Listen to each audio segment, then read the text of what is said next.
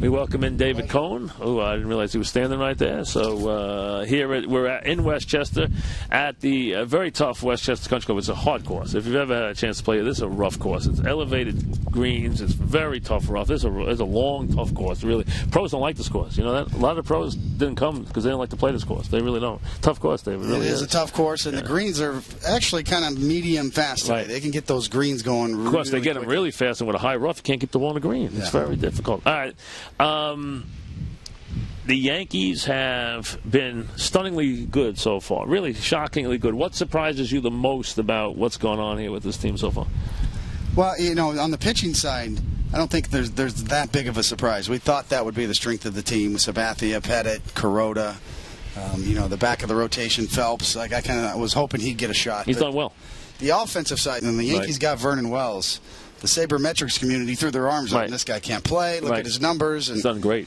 And he is healthy. Overbay, who was released. Overbay used to be a quality player. He's released, though, so you wonder what he's got left. He's really got a lot of big hits. He's got a lot of big hits. He's got some power numbers that are great. He's a good glove at first. He just fell into the laps with 3 days to go in spring training. Yep. So, you know, what a gift. And, you know, just things just fell together at the right place and the right time for the Yankees. And, of course, we're getting some look at some of the young guys for the first time in a long time. Yeah, and, you know, Cervelli, I felt bad for him because he had gotten off to a good start. And they've even had secondary injuries. Euclid, Cervelli, Nunez, right down the line. They've been able to overcome all of those. Yeah, it's amazing because when you think about it, you know, Jason Nix has been the everyday shortstop. Yep. And that's a guy who's your utility guy. He can play everywhere.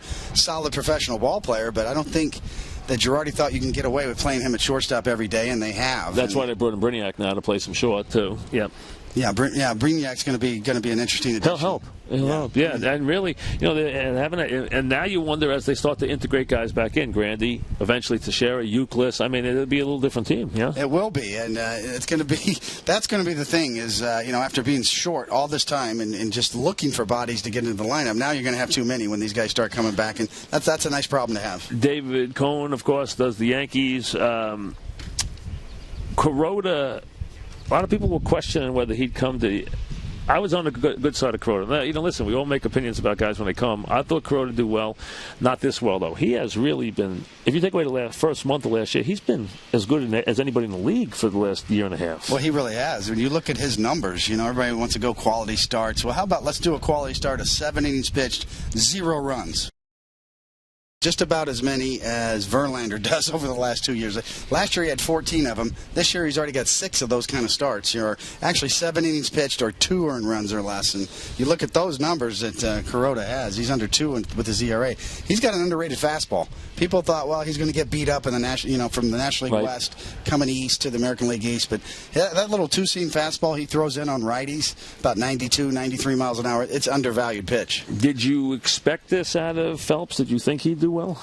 I like Phelps because he's reliable. You know what you're going to get with Phelps. He's not afraid. He's going to throw the ball over the plate. He's got nice little movement on his fastball.